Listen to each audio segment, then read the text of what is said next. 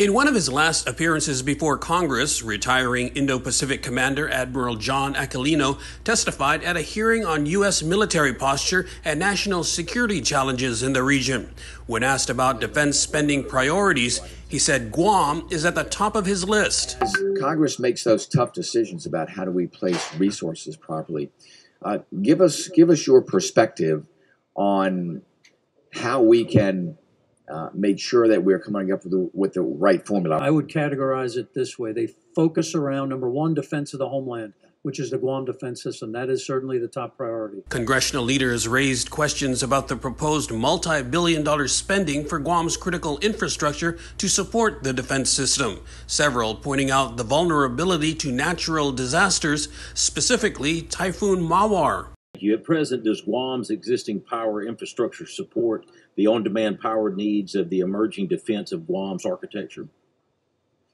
Yeah, it's critically important. Again, we've taken some steps in the past. I give you this example. So the Andersen Air Force Base power distribution mechanism is all underground. And during that storm, we had only small impacts there. In places where the power distribution was above ground, the super typhoon went through it pretty badly. We have to take those next set of steps. The Air Force has identified $7.2 billion to do that. The Navy's identified, I think it's 22-something billion. That, I think, is a combination of the critical infrastructure needed plus the additional capabilities on the sub-base. So we have to work through that. But the ability to sustain Guam, certainly from storms and ultimately from attack, is critically important to us. Guam Congressman Jim Moylan also weighed in, asking if other federal monies should and could be tapped. Would expanded federal involvement in Guam's infrastructure make your mission easier?